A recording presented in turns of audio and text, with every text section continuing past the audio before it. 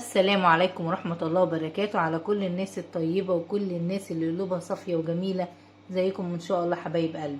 النهارده هنعمل وصفة لذيذة وجميلة وتدفي في الشتاء ومفيدة وبتدي كده باور عالي وطاقة عالية، هي المفتقة. مكوناتنا ايه معانا؟ 3 كيلو من عسل اسود كده يكون من حد موثوق فيه، عسل نضيف وتقيل.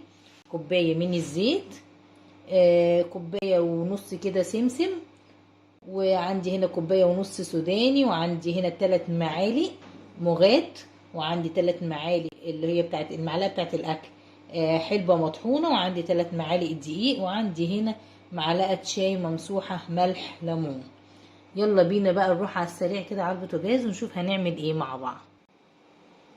كده حبايبي بقى عندنا حله ألمونيا اهي كبيره، جبتها كده عشان تاخد ايه، عشان لما العسل يفور تعملوا حسابه يعني، فاعملي بحله كبيره. ماشي. عندنا هنا كوبايه الزيت اهي. ماشي حبايبي، هنحط ايه بقى؟ هنحط ال3 معالق دقيق،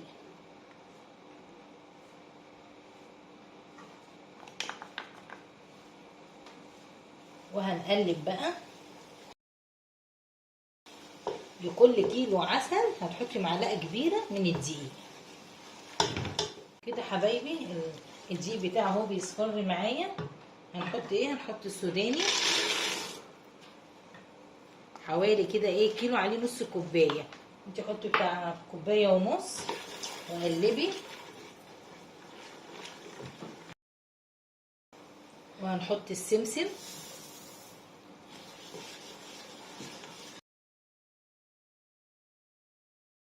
وهنحط حبايبي 3 معالق حلبه، دي حلبه مطحونه.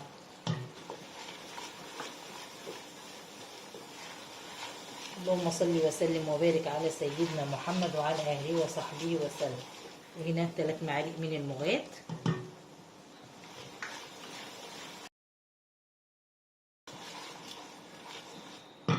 خلاص كده حبايبي، هنعمل ايه بقى؟ اللهم صل وسلم وبارك على سيدنا محمد. هننزل ب3 كيلو عسل.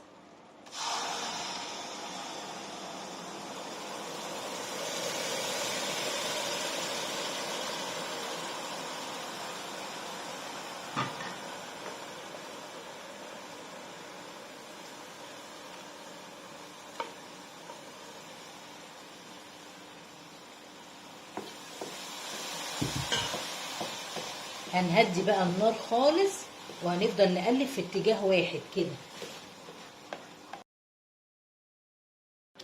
احنا هنفضل نقلب كده على طول في اتجاه واحد، وتغلي. اول ما تغلي غلوه معاكي، اول غلوه تاني غلوه، تقومي حاطه الملح الليمون اللي هي معلقه الشاي الممسوحه على 3 كيلو عسل، وتقوم ايه، تقومي قافله على طول عشان ما تتقلش منك. دي في اسكندريه بيسموها الحلاوه السوداء، وناس تانية بيسموها الحلبة المعقودة. في ناس يعني كتير بقى، كل بلد ليه اسم يعني معين ليها. احنا هنا بنقول لها المفتقة. بصوا حبايبي، اقعدي كده قلبي في اتجاه واحد. بصوا حبايبي، هيبدأ يفور معايا اهو.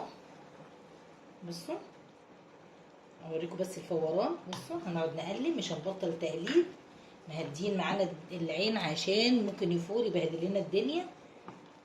اتجاه واحد، اقعدي قلبي كده في اتجاه واحد. بصوا هنحط بقى معانا هنا ملح الليمون. بسم الله الرحمن.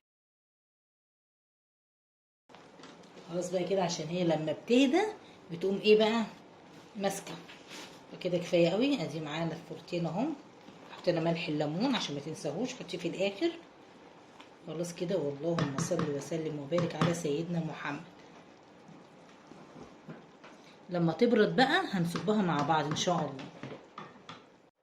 كده حبايبي بردت معايا المفتقه بتاعتي اللي ما خدتش معانا ربع ساعه.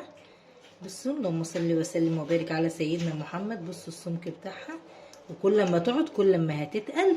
فاحنا ايه، هنصبها بقى في البطرمانات بتاعتنا دي وندي منها الحبايب. يلا قومي كده شجعي وهاتي مكوناتها سهله وبسيطه وزي العسل وعلى في متناول ايدك. بسم الله الرحمن الرحيم. معايا بقى البطرمانات اهي بتاعتنا. جبنا طبق اهو، حطيت عليه البطرمان بتاعي عشان ايه ما دلدقش كده. بسم الله، اللهم صل وسلم وبارك على سيدنا محمد.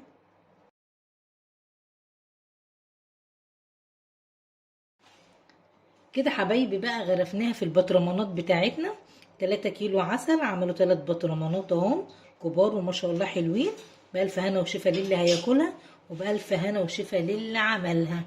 اهي يا حبايبي شكلها، وطبعا ريحتها ما اقولكمش، هي ماليه الشقه كلها طبعا، هتفضل كده عندنا كام يوم. وبألف هنا وشفا. لو عجبكم الفيديو القصير دوت، فضلا وليس امر تعملوا لي لايك للي ما عملش، واشتراك للي ما اشتركش في قناه ست الدار. واشوف وشكم بخير باذن الله في فيديو جديد، والسلام عليكم ورحمه الله وبركاته.